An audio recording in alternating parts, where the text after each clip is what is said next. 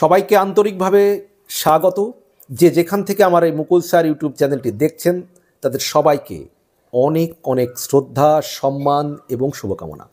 এখনও আমার যে সমস্ত স্যার, ম্যাডাম, বন্ধু, ভাই, বোন আমার চ্যানেলটি সাবস্ক্রাইব করেননি, বিনীত অনুরোধ রইল চ্যানেলটি সাবস্ক্রাইব করবেন এবং আমার ভিডিও সম্পর্কে গুরুত্বপূর্ণ মতামত আপনারা জানাবেন। আমি আপনাদের মতামতের অবশ্যই রিপ্লাই দেব।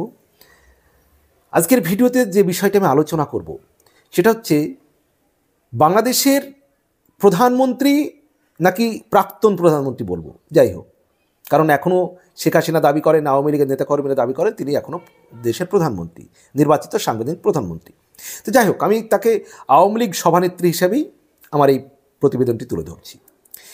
আওয়ামী লীগ সভানেত্রী তিনি গত বৃহস্পতিবার 19শে ডিসেম্বর জার্মান আওয়ামী লীগের নেতৃবৃন্দর একটা আয়োজিত সভাতে মহান বিজয় দিবস উদযাপন ও একটি প্রতিবাদ সভার আয়োজন করেছিল জার্মান আওয়ামী লীগ। তো সেখানে তিনি বক্তব্য দিয়েছেন। তো সেই বক্তব্য তিনি তুলে যেটা বলেছেন খুব ইম্পর্টেন্ট, যে অনেক প্রতিবাদ হয়েছে, এবার শুধু প্রতিবাদ নয়, এখন থেকে হবে প্রতিরোধ গড়তে হবে, সেটাই কিন্তু এবার তিনি বলেছেন। যার প্রতিবাদ নয়, এবার থেকে প্রতিরোধ করতে হবে আওয়ামী লীগ নেতা, কর্মী, জনসাধারণদের।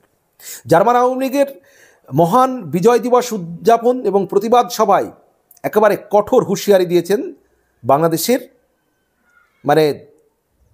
প্রাক্তন প্রধানমন্ত্রী বলবো না বর্তমান প্রধানমন্ত্রী বলবো, বিতর্কে না গিয়ে বলি, আওয়ামী লীগ সভানেত্রী শেখ হাসিনা একবারে হুঁশিয়ারি দিয়েছেন যে আর শুধু প্রতিবাদ নয়, এবার থেকে প্রতিরোধ করতে হবে। এবং সেই সভায় বাংলাদেশের বর্তমান অবৈধ ও অগণতান্ত্রিক ডক্টর ইউনূস সরকারের প্রতি কঠোর হুঁশিয়ারি দিয়ে আওয়ামী লীগের সভানেত্রী এবং বঙ্গবন্ধু শেখ হাসিনার কন্যা তিনি বলেছেন কি, যে প্রতিবাদ অনেক হয়েছে, এখন থেকে প্রতিরোধ করতে হবে।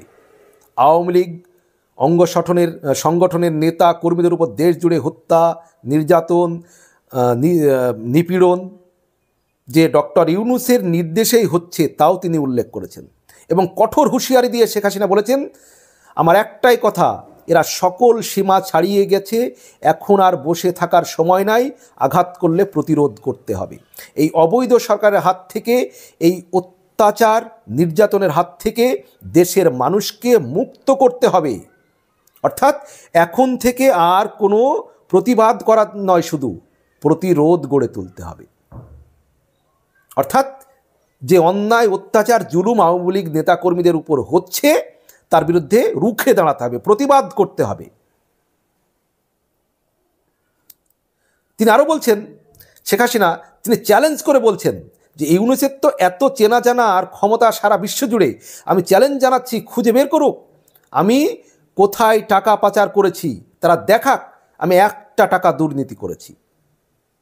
হাসিনা চ্যালেঞ্জ করেছেন যে পদ্মা সেতু প্রকল্প বাস্তবায়নের সময়কার ভুয়া দুর্নীতির যে উদাহরণ টেনে শেখ হাসিনা বলেন যে পদ্মা সেতুর সময়ে তারা এমন অভিযোগ করেছে, পরে আন্তর্জাতিক আদালতে তা মিথ্যা প্রমাণ হয়েছে। আওয়ামী লীগের নেতাকর্মীদের উপর চলমান নৃশংসতা ও নিপীড়নের বিষয়টি শেখ হাসিনার কাছে তুলে ধরেন জার্মান আওয়ামী লীগের নেতৃবৃন্দ। এ সময় কি করণীয় সেটা নেতাকর্মীরা জানতে চান শেখ হাসিনার কাছে। জবাবে শেখ হাসিনা বলেন, পাল্টা প্রতিরোধের নির্দেশ দিয়েছেন। এবার শেখ হাসিনা তিনি কি বলছেন, নেতাকর্মীদের বলেন যে তোমরা নির্দেশনা চাইছিলে না, এটাই তোমাদের প্রতি আমার নির্দেশনা, পড়ে পড়ে আর মার খাওয়া যাবে না, দেশের মানুষকে উদ্ধার করতে হবে, মুক্ত করতে হবে। অর্থাৎ আর কোনো প্রতিবাদ নয়, এবার প্রতিরোধ গড়ে তুলতে হবে, লড়াই করতে হবে, সংগ্রাম করতে হবে, আর বসে বসে মার খেলে চলবে না, লড়াই করতে হবে, সংগ্রাম করতে হবে। তিনি সেই সঙ্গে বক্তব্যের শুরুতে মহান মুক্তিযুদ্ধের যারা শহীদ মুক্তিযোদ্ধা ও বীরাঙ্গনাদের আত্মত্যাগের কথা স্মরণ করার মাধ্যমে শেখ হাসিনা বিজয় দিবসের স্মরণ করেছেন, বিজয় দিবসের শুভেচ্ছা জানিয়েছেন বাংলাদেশের মানুষকে এবং সমস্ত আওয়ামী লীগ নেতা কর্মীদের প্রতি তিনি সম্মান জানিয়েছেন, শ্রদ্ধা জানিয়েছেন। কিন্তু যেটা মূল বক্তব্য, যে ডক্টর ইউনূসের নেতৃত্বে তিনি উল্লেখ করেছেন এই সরকারকে, যে এই সরকার হচ্ছে দখলদার সরকার, বেআইনি সরকার, দেশটাকে ধ্বংস করছে। অর্থাৎ বাংলাদেশকে একটি উন্নত সমৃদ্ধ দেশ করার জন্য কর্মপরিকল্পনা ছিল তার, অর্থাৎ শেখ হাসিনার। সেই অনুসারে যত প্রকল্প বাস্তবায়ন করেছিলেন তার সুফল দেশবাসী ভোগ করছিল, কিন্তু সব আজকে ধ্বংসের পথে। ধ্বংস করছে এই ডক্টর ইউনূসের নেতৃত্বাধীন অন্তর্বর্তীকালীন সরকার। মানুষের অর্থনৈতিক সামাজিক নিরাপত্তা আজ একবারে শেষ হয়ে গিয়েছে, ধূলিসাৎ হয়ে গিয়েছে, এবং সেটা শেষ করে দিয়েছে এই অবৈধ সরকার, ডক্টর ইউনূসের নেতৃত্বাধীন সরকার। এই কথাগুলি কিন্তু শেখ হাসিনা বারবার তুলে ধরেছেন। শেখ হাসিনা আরও বলেছেন, ডক্টর ইউনূসের উস্কানিতেই আজ দেশের শিক্ষা প্রতিষ্ঠানগুলিতে লেখাপড়া পুরোপুরি ধ্বংসের পথে। আওয়ামী লীগের পরিবার এবং ছাত্রলীগের সঙ্গে সম্পৃক্ত শিক্ষার্থীরা আজ পড়াশোনা করতে পারছে না। এর জন্য তিনি তীব্র নিন্দা এবং প্রতিবাদ জানিয়েছেন। এবং তিনি বারবার বলেছেন যে ডক্টর ইউনূসের উস্কানিতে ছাত্রদলের কর্মীদের জীবন ধ্বংস করছে বিএনপি জামাত মিলে। ডক্টর ইউনূসের উস্কানিতে বিএনপি জামাত মিলে ছাত্রলীগের জীবন ধ্বংস করে দিচ্ছে। ছাত্রলীগকে নিষিদ্ধ ঘোষণা করার সাহস ডক্টর ইউনূসের কিভাবে হয়? কে দিয়েছে তাকে এই অধিকার? এমন প্রশ্নও শেখ হাসিনা তুলেছেন। আওয়ামী লীগ, ছাত্রলীগ সহ দলের বিভিন্ন অঙ্গ সংগঠনের 2000-এর অধিক নেতাকর্মীকে হত্যা করা হয়েছে বলেও কিন্তু শেখ হাসিনা অভিযোগ করেছেন, যে আওয়ামী লীগ, ছাত্রলীগ সহ বিভিন্ন অঙ্গ সংগঠনের প্রায় 2000 নেতাকর্মীকে হত্যা করা হয়েছে, তার পদত্যাগের পর থেকে। প্রধানমন্ত্রীর পদ থেকে পদত্যাগ প্রসঙ্গে ডক্টর ইউনূস সরকার ও তার আজ্ঞাবাহদের মিথ্যাচার ও অপপ্রচার তুলে ধরেছেন শেখ হাসিনা। বিভিন্ন গণমাধ্যমে এ নিয়ে মিথ্যাচার চালানো হচ্ছে উল্লেখ করে তিনি বলেন, আমি কিন্তু পদত্যাগ করিনি। সাংবিধানিকভাবে আমি এখনও বাংলাদেশের জনগণের ম্যান্ডেটে নির্বাচিত প্রধানমন্ত্রী। অর্থাৎ শেখ হাসিনা এখনও দাবি করছেন, জার্মান আওয়ামী লীগের সভাতেও কিন্তু তেমনি দাবি করেছেন যে তিনি এখনও বাংলাদেশের জনগণের ম্যান্ডেটে নির্বাচিত প্রধানমন্ত্রী সাংবিধানিকভাবে। এবং ডক্টর ইউনূসের মেটিকুলাসলি ডিজাইনের প্ল্যানের কথা উল্লেখ করে শেখ হাসিনা বলেন, তিনি জনগণের ম্যান্ডেট ছাড়া জোরপূর্বক মেটিকুলাসলি প্ল্যান করে এসে ক্ষমতা দখল করেছেন, গুন্ডামি করে রাষ্ট্র ক্ষমতা দখল করেছেন। কাজেই ডক্টর ইউনূস সরকার যত সিদ্ধান্ত নেবে সবই অবৈধ বলে গণ্য হবে। যে ডক্টর ইউনূস যে সিদ্ধান্ত নেবে, এই অবৈধ সরকারের সমস্ত সিদ্ধান্তই অবৈধ বলে গণ্য হবে।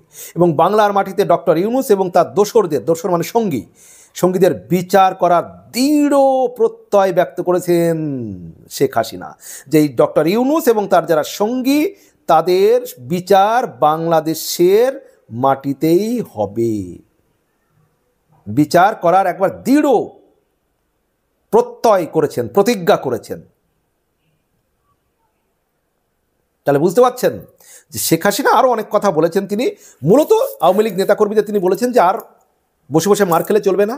অনেক নির্যাতন আওয়ামী লীগ নেতা কর্মী অঙ্গ সংগঠনের উপর হচ্ছে, অনেক অন্যায় হয়েছে। এই অবৈধ সরকার জোর জবরদস্তি দখল করে অনেক কিছুই করছে। জনগণের জীবনের যে উন্নয়নের ধারা যে বজায় রেখেছিলেন শেখ হাসিনা, ডক্টর ইউনূস তা নষ্ট করে দিয়েছে। জিনিসপত্রের দাম বেড়ে গিয়েছে। শেখ হাসিনার সময়ের যে দেশে যে একটা আইন শৃঙ্খলা ছিল তা আজকে নেই, এবং দুর্নীতির যে অপপ্রচার করা হচ্ছে তা নিয়েও শেখ হাসিনা একবার চ্যালেঞ্জ ছুড়ে দিয়েছেন